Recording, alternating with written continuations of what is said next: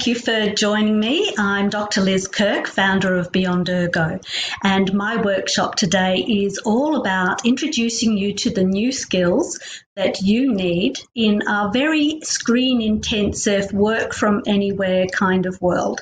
So these are the new self-care competencies we all need to care for ourselves in these very screen-intensive work environments. So just a little bit of the background.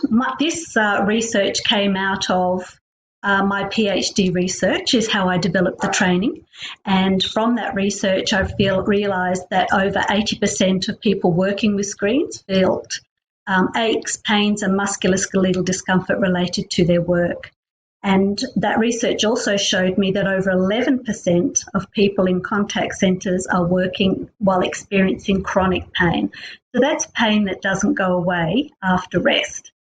So I realised that there needed to be a new tier of training to let you build the skills to be your own workplace health and safety manager, because we no longer work in offices all the time and we no longer have all the triggers and proper ergonomic furniture and equipment.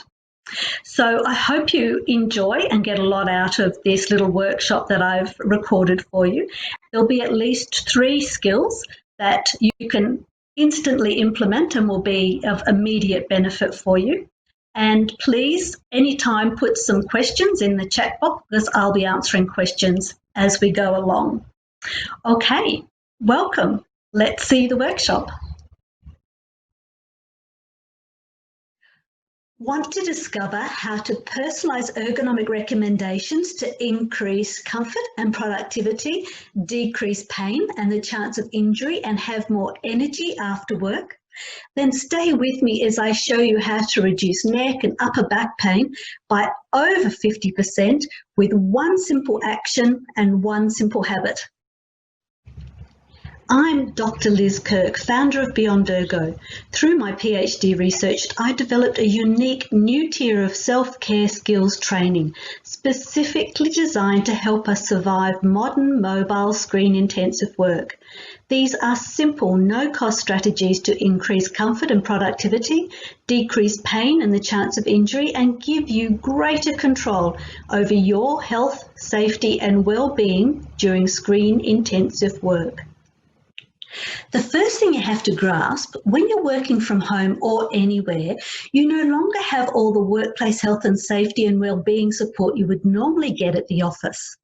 So now you have to build your own personal protective behaviours for screen-intensive work, so you can become your own health, safety and well-being manager.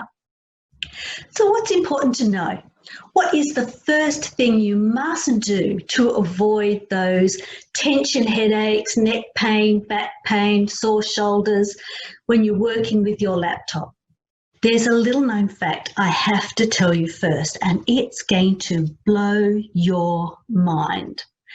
We see people hunched over their laptops all the time and it looks so normal, but the international standards recommend laptops should not be used flat on the work surface for more than 2 hours a day. In fact, the Australian WorkSafe recommendations for laptops say laptops are not suitable for intensive or prolonged work on their own. And this is for good reason. It forces you to sit in this turtle posture. Your head is now jutting forward to look more closely at the screen. Your neck is in compression, leading to fatigue, headaches, poor concentration, increased muscle fatigue, and even injury to your vertebrae over time. You get increased upper back pain, increased keying errors because of the smaller keyboard, increased risk of repetitive strain injuries due to the small point devices, and the reduced image sizes causes visual fatigue. This posture is one reason you end up with the back pain and the headaches, and maybe your fingers are already starting to feel a bit stiff or a bit pudgy, and maybe you already have shooting pains up your arm or finding your neck a bit hard to turn. So what do you do to avoid the pain? This fix comes in 2 parts. First, we use a simple action to check that your screen height matches your stature, and then we learn a simple habit that releases built-up tension in our neck and shoulders and resets us back into a relaxed, neutral work posture. Okay, screen height. Do this with me. We match the screen height to your stature by pointing to your screen with your arm parallel to the work surface. You should now be pointing to the centre of your screen because the tips of your fingers are now about 17.5 degrees below eye level, which match the ergonomic recommendations. If you are not pointing to the centre of your screen, you know you need to adjust your screen height. So easy. For laptops, this means placing your computer on a stand, but there's no need to buy one. Just use books, boxes or binders, and then plug in or Bluetooth an external keyboard or mouse. Now the habit. This second part is the most important part. I'm going to introduce you to the roll, reset, relax. This is the habit that will make a significant difference to your comfort, and I'll tell you why. When we work, we build up a lot of tension in our neck and shoulders, and the only way to release that tension is by doing a big movement and consciously relaxing. So do this with me. Push your shoulders up as hard as you can.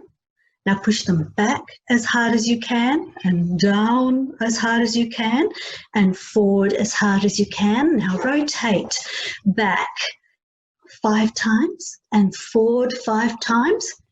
Who's feeling a nice little crunch and crackle as they do that? Now take a deep breath and rest your arms equally on the work surface and consciously relax your shoulders. Ergonomics aims to ensure you can work in a relaxed, neutral work posture, but we often end up sitting in awkward postures for long periods of time, and that leads to a lot of pain. You need to do this roll, reset, relax every time you find yourself leaning forward, resting on your arm, maybe slouched in your chair. The roll, reset, relax helps you to reset your posture back to relaxed and neutral. Just by making this one action an everyday work habit, you can reduce upper body aches and pains by 50%. Okay, let's talk reach. What and where is the reach zone, and why is it so important? I'm sure you've heard about the first and second reach zones. You place items you use regularly in the first reach zone, and the second reach zone for items you use less regularly. Both these zones are set while sitting back in your chair with your back supported. Done.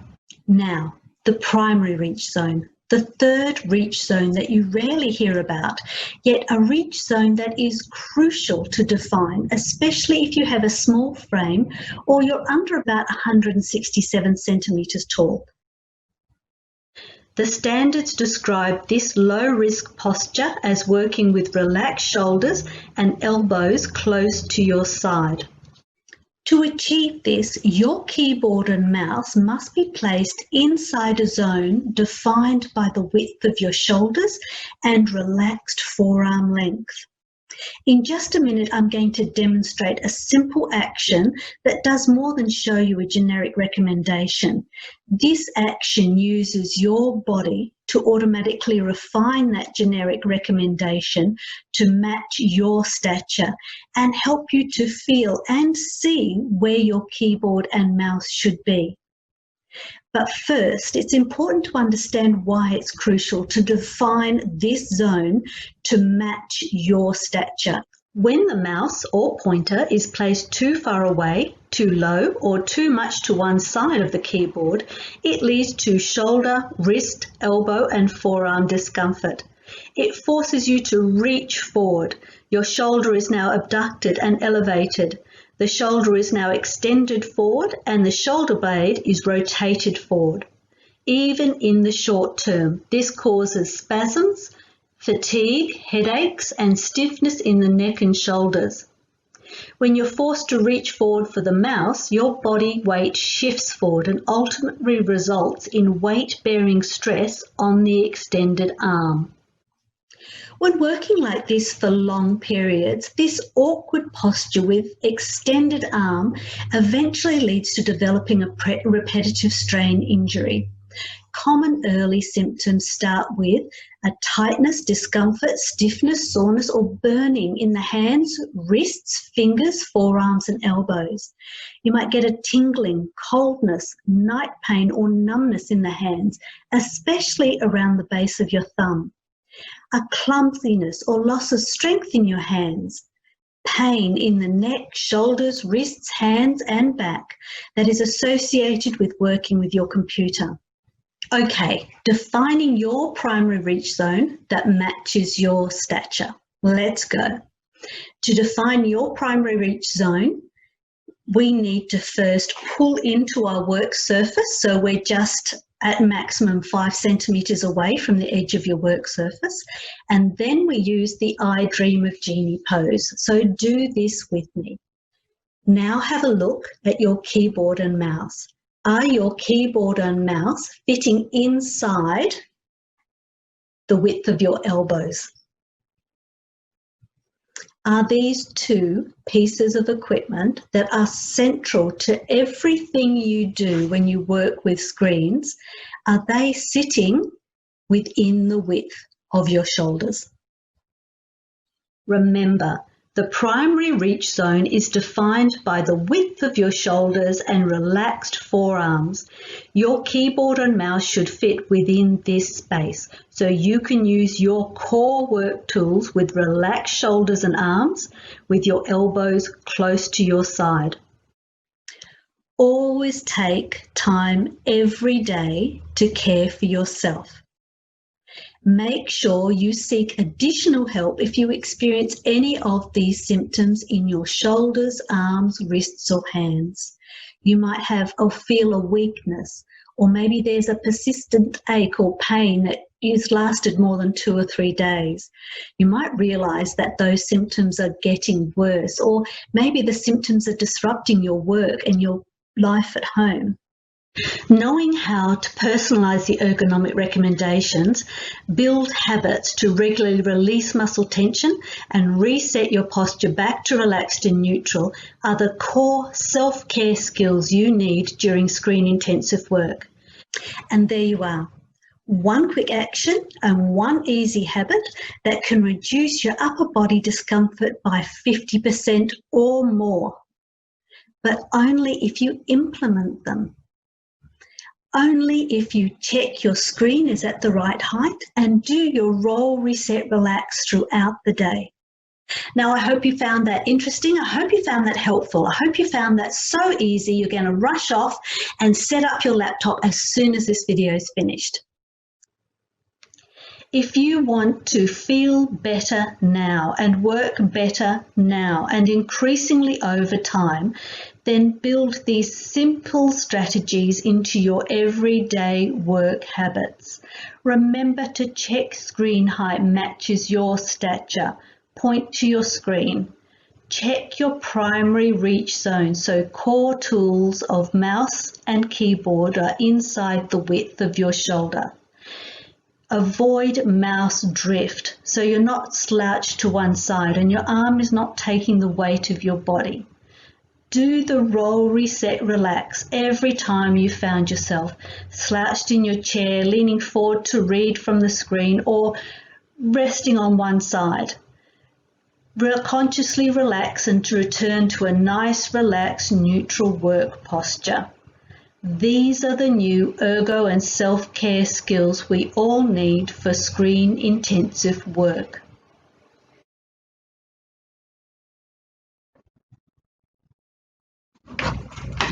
And there we are. I can see we're starting to get some questions in. And mostly they're saying thank you for the video. So please do send your questions in now, and I'd love to answer them, particularly if you've got a specific problem that you need to be addressed. It could be anything from re-checking your screen height when you go from sit to stand, or maybe you're getting some lower back pain, or anything. You can see while I'm waiting for those questions that on all my videos I have a nice big piece of A3 paper under my work where I work, and that's for a few really good reasons. When desktops are shiny, that shininess flashes back in your eyes, and that can cause headaches from that flashback. It also means that your arm glides more smoothly over the work surface, so you don't stick. Particularly on hot days, you can be a bit sticky, so that can reduce shoulder strain, and so you don't get so much tense shoulders and things. It's also good for marking out your space, so you don't let things drift out of that primary or first reach zone. Now, let me check. Do we have any more questions? No questions at the moment. Now, we've got 4 minutes, so please do ask me anything. Okay, so one of the other things we commonly see are people love to set up their workstation either facing or side onto a window, but then they forget to control the light coming through the window, and that light, particularly natural light, can cause a lot of glare on your computer screen. So whenever you've got windows or even sometimes overhead lights that are at a bit of a funny angle, make sure it's filtered light so you're not getting the glare on your screen. Otherwise, you tend to sit in awkward postures to avoid the glare, or the glare gives you tension, headaches, and necks and things like that. Okay, I'm going to check for more questions.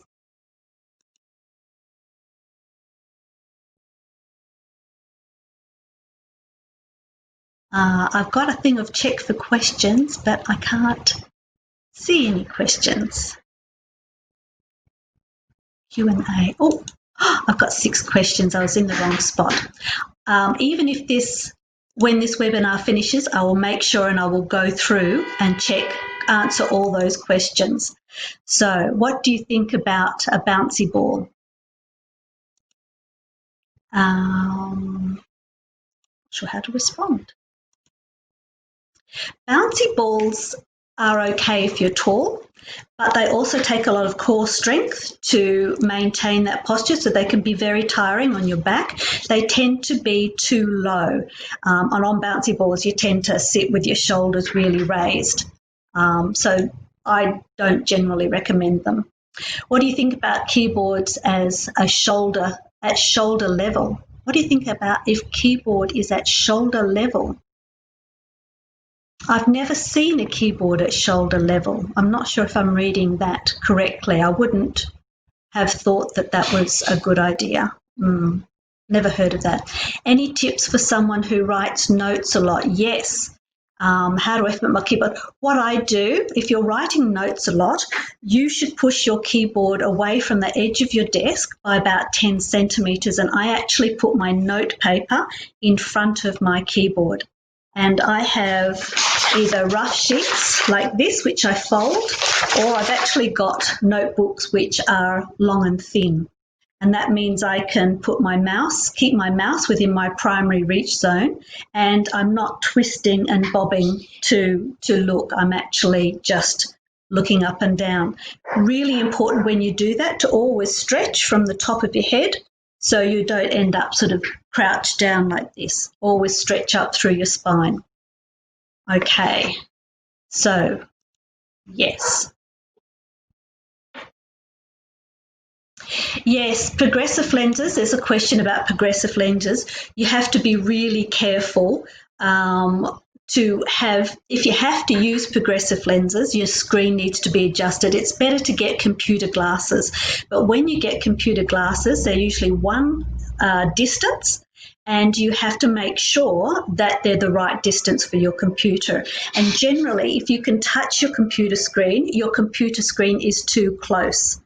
So when you go to the optometrist, they tend to set computer glasses at 50 centimetres, which is too short. for the most comfort, the viewing distance should be around 82 to 100 centimetres away from the bridge of your nose. So always check that your viewing distance. So I always take my arm with me to the optometrist, so I know what length I need my glasses. And I think I've got another one.